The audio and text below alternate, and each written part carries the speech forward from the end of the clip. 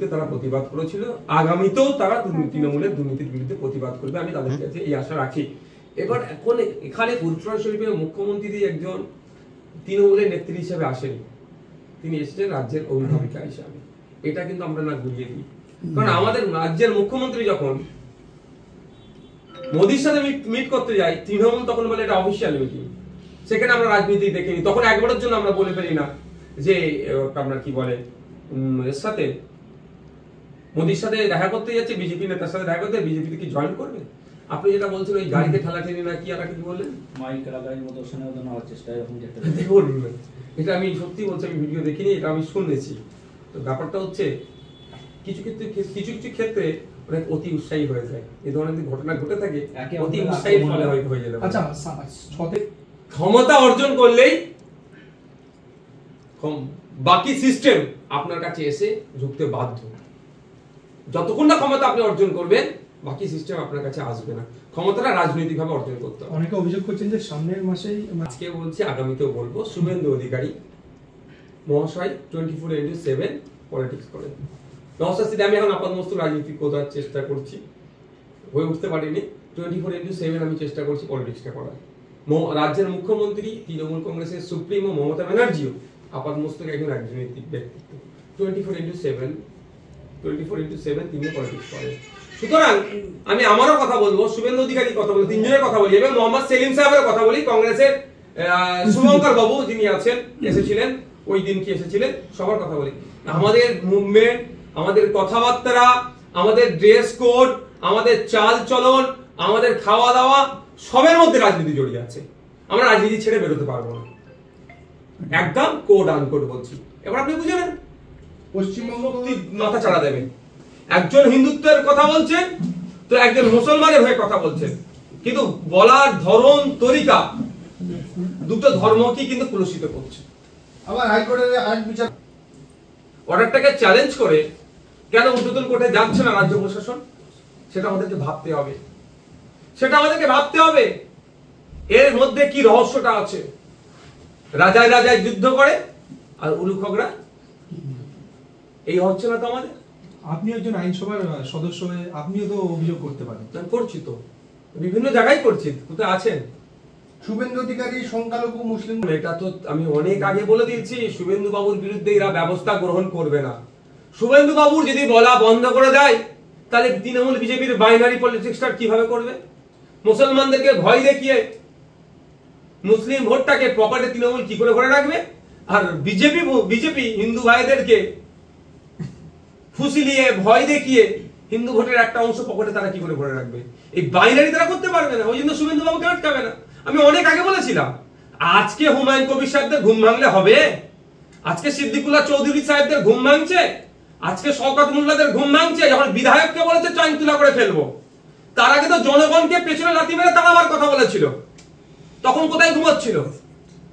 যখন মাদ্রাসাগুলোকে দেখে দিচ্ছিল, মুসলমানগুলোকে জিহাদির বাচ্চা বলছিল, পাকিস্তানের বাচ্চা বলে যখন চিৎকার করছিল, আরে ভাই পাকিস্তানের বাচ্চা যদি পশ্চিমবাংলা থাকে তাকে তো ধরে আগে জেলের মধ্যে রাখা দরকার। কেন পাকিস্তানের বাচ্চা আমাদের দেশে থাকবে, আমাদের ভাত খাবে, আমাদের এখানে হবে, জেলের মধ্যে রাখা দরকার। কিন্তু এখানে দাঁড়িয়ে যদি আপনার কন্টায় দাঁড়িয়ে বলে এখানে পাকিস্তানের বাচ্চাদের তাড়াবো, কে পাকিস্তানের বাচ্চাটা ওখানে? তাহলে বুঝতে হবে কিভাবে একটা জাতিকে দেখে দিতে চাইছে। তখন কোথায় ছিলেন এই বাবুগুলো? এখনো মুসলিমদের মাসিয়া সেজে উঠছে, কিছু বললে আবার একটা অংশের মানুষ বলবে নওশাদ সিদ্দিকী রে ভাই ওর বিরুদ্ধে বলছে কেন? আমি বিরুদ্ধে বলছি না, এখন নিজের লেজে পা পড়েছে ওই জন্য লাফালাফি করছে। আর একটা সময় সমগ্র মুসলিম জাতির লেজে পা দিচ্ছে যখন কচলাচ্ছিল, এদের মুখে একটাও কথা নাই। সুতরাং সাধু সাবধান। এটাও হতে পারে যে বিজেপি তৃণমূলে গট আপ করে শুভেন্দু অধিকারী এই ধরনের কথা বলবে, ওটাকে কাউন্টার করার জন্য এই হুমায়ুন কবিরদেরকে দিয়ে, ফিরহাদ হাকিমদেরকে দিয়ে, সিদ্দিকুল্লাহ চৌধুরীদেরকে দিয়ে, শওকত মোল্লাদেরকে দিয়ে এমন কথা বলাবে, সমাজের মধ্যে একটা আড়াআড়ি বিভাজন তৈরি করতে পারে। মঞ্চ থেকে কোনো ধর্মীয় শব্দ আমি প্রয়োগ করিনি, কিন্তু আজকে ধর্মীয় শব্দ প্রয়োগ করতে বাধ্য হলাম। আমার ভাগ্য আল্লাহর হাতে, আমার ভাগ্য সৃষ্টিকর্তার হাতে। আমি এর বাইরে কিছু বিশ্বাস করি না। যদি আমার চাচা যান উনি যদি মনে করেন যে কেউ কাউকে আমার বিরুদ্ধে দাঁড় করাবেন, তার নামটা পাবলিক ডোমেইনে দিয়ে দিক না উনি। আর তারপরে কথা হচ্ছে তারপরের কথাতে আসি, রাজনীতির ময়দানে এসেছি সমাজ ব্যবস্থা পরিবর্তনের জন্য। ক্ষমতা দখল আমাদের স্বপ্ন নয়, আমাদের লক্ষ্য উদ্দেশ্য, আমাদের কার্যকলাপ, ইভেন আজকে পর্যন্ত বিধানসভায় দাঁড়িয়ে হেলথ বাজেটের উপরে যে আমি আলোচনা করেছি, সেখানেও লক্ষ্য উদ্দেশ্য একটাই, সমাজ ব্যবস্থা পরিবর্তন হবে কি করে। যেটা রাজ্যের পক্ষ থেকে ভালো কিছু ব্যবস্থা নিয়েছে সেটাকে আমি স্বাগত জানিয়েছি, আরো ভালোভাবে কি করে করা যায় তা নিয়েও তাদেরকে সাজেস্ট করেছি। সুতরাং কে হারলো, কে আমাকে হারাবে, আমি কাকে হারিয়ে দেব, সময় কথা বলবে। মানুষ যাকে চাইবে সে জিতবে, মানুষই গণতন্ত্রের শেষ কথা। আর ওখানে আমি গণতান্ত্রিক প্র্যাকটিসটা সব থেকে বেশি করার আমি চেষ্টা করি। সুতরাং এইসব বলে নওশাদ সিদ্দিকীকে বিদ্রোহীও করে তুলতে পারবে না, এই সমস্ত বলে নওশাদ সিদ্দিকীকে ভয় খাইয়ে ঘরেও ঢুকিয়ে দিতে পারবে না। নওশাদ সিদ্দিকী আইএসএফ এর দেখানো যে আইডিওলজি আছে সেটাকে সামনে রেখে সংযুক্ত মোর্চার বিধায়ক হিসাবে যে লড়াইটা দিচ্ছি, 2026 সালের আমার এমএলএ পিরিয়ড পর্যন্ত একই ভাবে দিয়ে যাব। কারো কাছে, আই রিপিট, কারো কাছে ইন্ডিয়ান সেকুলার ফ্রন্টের টিকি মারতে দেব না, নওশাদ সিদ্দিকীর টিকি মারবে না। কারো যদি কাছে টিকি মারে তাই ওই দুরবস্থা হবে, বিধানসভার মধ্যে দাঁড়িয়ে ওয়াকাফের জন্য কথা বলার সুযোগ থাকবে না। বিধানসভার মধ্যে দাঁড়িয়ে ফেক এসটিএসসি সার্টিফিকেটের কেন এত ইস্যু হচ্ছে এই সওয়াল করবে না। কারো কাছে যদি টিকি বাঁধা থাকে তাহলে বিধানসভার মধ্যে দাঁড়িয়ে রমজান মাসে ফলের দাম বেড়ে যাচ্ছে কেন এই সওয়াল করতে পারা যাবে না।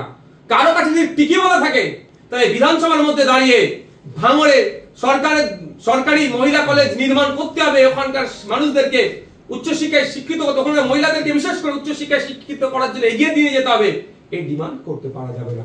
সুতরাং এখানে কোনো টিকি বাঁধার জায়গা নয়। চিকিৎসা পরিষেবা নির্ভরযোগ্য প্রতিষ্ঠান Sarada Seva Sadan hospital private limited, Amala cinema হলের বিপরীতে ডাক্তার কে.ডি. ঘোষের নার্সিংহোম। এখানে যত্নের সহিত সাধ্যের মধ্যে স্বাস্থ্য পরিষেবা দেওয়া হয়।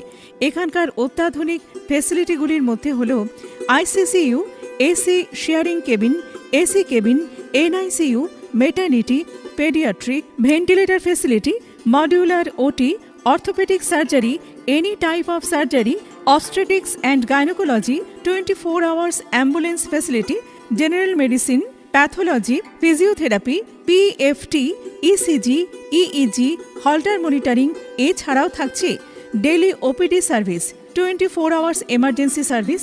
আমাদের ঠিকানা বারাসাত রোড, নোনা চন্দনপুকুর, ব্যারাকপুর, অমলা সিনেমা হলের বিপরীতে, কলকাতা 122।